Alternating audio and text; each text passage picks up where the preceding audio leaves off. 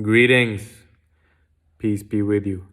So in this video, I'm going to be sharing with you some of the most powerful quotes that I think are from this book right here, Meditations of Marcus Aurelius, Living, Dying, and the Good Life. Okay, so Marcus Aurelius is someone who has had a deep impact on me through just reading these notes that he wrote to himself as the Emperor of Rome during the height of the most powerful empire at the time. The notes that he was writing to himself while he was battling the Germanic tribes and reminding himself of sticking to the philosophy. And I think this is a necessary reading for any man that is on the path and purpose of becoming all that he can be. And like I said, I'm going to be sharing with you some of the most powerful quotes. And, like I read a lot of books, and you're watching this video right now, which means you are on the path of self-improvement and development. And that's amazing, because you have cultivated that sense of curiosity, of growing, of improving and evolving, of knowing that if you're not getting better, then you're getting worse. Okay, now I read a lot of books on my journey, but I suspect that the wisdom from Bruce Lee, who said that I do not fear the man who has practiced 10,000 kicks one time, but the man who has practiced one kick 10,000 times. And in a similar vein, I suspect that, reading books again and again and again and again is way more powerful than reading a lot of books one after the other. And this is a book which I can tell you is something that I've read, like I've countless times, because it's just that powerful. And with that being said, I'm just going to share with you some of the quotes, okay? So, and that quote, tips from Marcus Aurelius to himself that we can use in our life, right? So, concentrate every minute like a Roman, like a man, on doing what's in front of you with precise and genuine seriousness, tenderly, willingly, with justice, and on freeing yourself from all other distractions. Yes, you can. If you do everything as if it were the last thing you were doing in your life, and stop being aimless, stop letting your emotions override what your mind tells you, stop being hypocritical, self-centered, irritable, right?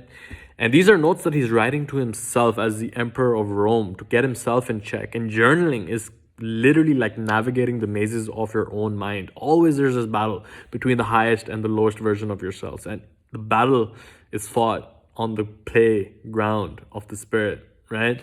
That is what it really comes down to, because I even think about this a lot when, when I'm going up on a hike, for example. I was talking to my friend about this the other day, and my body is sending me the emotions and the signals to tell me to stop. My mind is coming up with these thoughts that are telling me to stop. What is it that is greater than both of them? My friend answered, it's mental toughness, right? It's all in the head. I'm like, yeah, my mind's telling me to stop. So what is above the mind? It comes down to cultivating that relationship with the spirit that is greater than the mind, that is greater than the body, that is the master of the ship that we're in right now. And when you concentrate, right? When you concentrate, it's the most powerful skill that you can develop, because your attention is your most important resource. And when your attention is not your own, then your soul is not your own.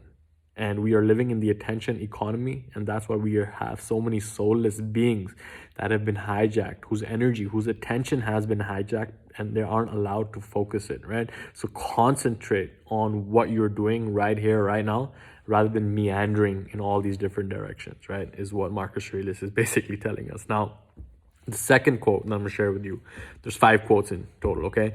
People who labor all their lives but have no purpose to direct every thought and impulse toward are wasting their time, even when hard at work, okay? We are conditioned to be on the treadmill, to keep going, to chasing that carrot, and we're like, chasing that, it's a carrot, we're chasing, we're never going to get there, right? Unless we know that right here, right now is all that will ever be. Okay, and the point is that you have to know what your end goal is before heading in the direction, right? Direction is more important than speed, because you can head 100 miles a minute in the wrong direction, and then you're even worse off than when you started. Rather than taking a step back and really getting clarity, what do I want? Why am I here? Rather than what I did for a long time was just follow the script that was handed down to me. Go to school, go to university, get good grades so you can get a job, so you can make the money, right? That's a script that is handed down to me, which I followed for a long time until I woke up and realized why, right? I realized that why is the most important question. And the more we can keep on digging down and cultivate that curiosity and never realize that we don't have anything figured out, right? We don't have anything figured out, but the one thing that we can know for sure is whether we are acting in alignment with who we are capable of being, right? And that you can tell by the way that you feel about yourself when you're by yourself, right? Just going on a riff over here after reading that quote, but at the end of the day, it's like, You could be going very fast, right? But if it's not in the right direction, then it's basically busy being busy, right? That's what it is. All right, the next quote. Always define whatever it is we perceive to trace its outline so we can see what it really is, its substance, stripped bare. Nothing is so conducive to spiritual growth as this capacity for logical and accurate analysis of everything that happens to us, to look at it in such a way that we understand what need it fulfills and in what kind of world. Okay, so this is, again, my interpretation is that it's all about understanding that everything that is happening exactly how it is supposed to. And when we say that something is lucky, or when we say that something is random, or when we say that something just happened without a cause, then we are basically disidentifying with the fundamental law of this reality, which is cause and effect, right? Every effect was caused by something, and every effect sets the momentum towards the next effect, right? The effect becomes a cause, and that's what they call karma in Eastern philosophy, right? Cause and effect simultaneously in one, right? The law of action. So understanding that everything was caused by something else, everything that we experience was caused by something else, and at the end of the day, we realize that everything that we're experiencing is the result of our own thought, right? The source, the substance is like the thought, and how we can trace that down. Everything that exists in our physical reality, right, existed first in the metaphysical reality, right? That's what is showed in quantum physics anyway, right? At least my interpretation of it.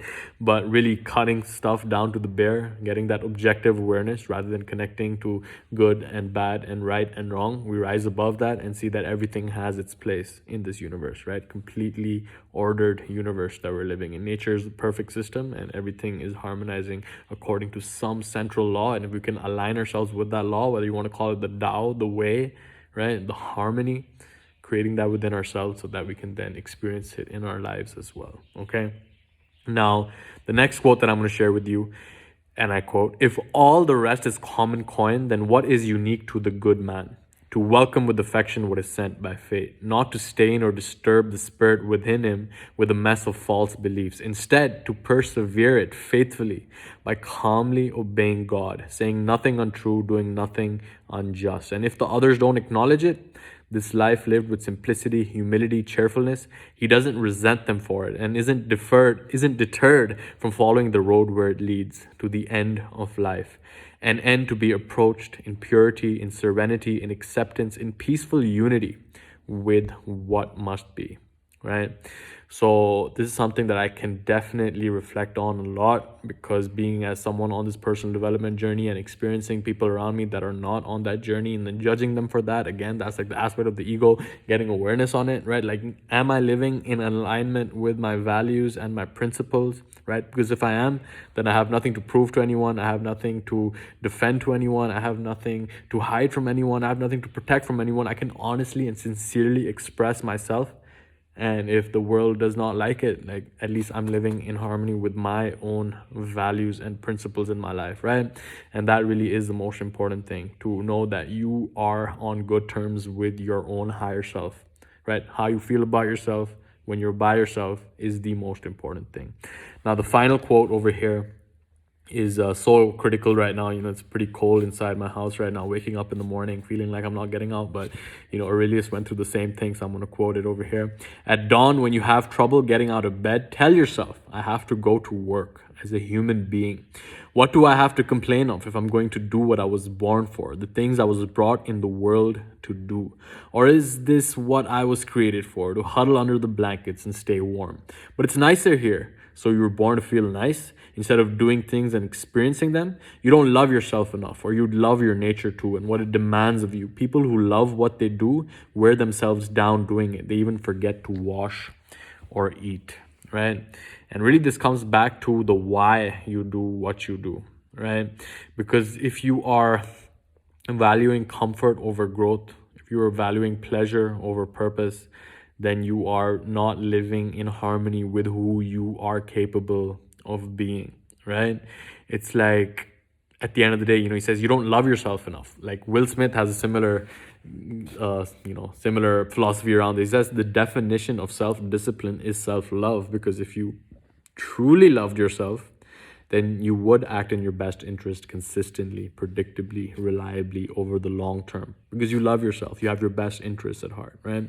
Now, that's just a quick preview. Hopefully, the call to action over here, if you have not checked out this book, like download it, get the ebook, get the actual book, get the audio, whatever it is. I was recommended the Hayes translation by Ryan Holiday, who, has been influenced deeply by Marcus Aurelius as well, and he's gone on to do his own work around organizing the philosophy of Stoicism. I definitely recommend you check out all his books. Like Ego is the Enemy, Stillness is the Key, Obstacle is the Way, all great. Daily Stoic, like all of his stuff is great. But then obviously the source is some place where you can also dive deeper, and I highly recommend that you do so as well. Okay, so check out this book if you have not already. Leave a comment below letting me know what your major takeaway was from this so that you can embody it deeper yourself. But click the like button if you like it. Got spit flying out here around. And subscribe if you have not already. But with all that being said, I will leave you in the peace and power of the one infinite creator, and I will catch you in the next one. I hope that you are having a blessed Sunday, or will have a blessed Sunday depending on when you're watching this. And if you're not watching this on a Sunday, I hope that you remain blessed either way. Okay, much love to you. Take care.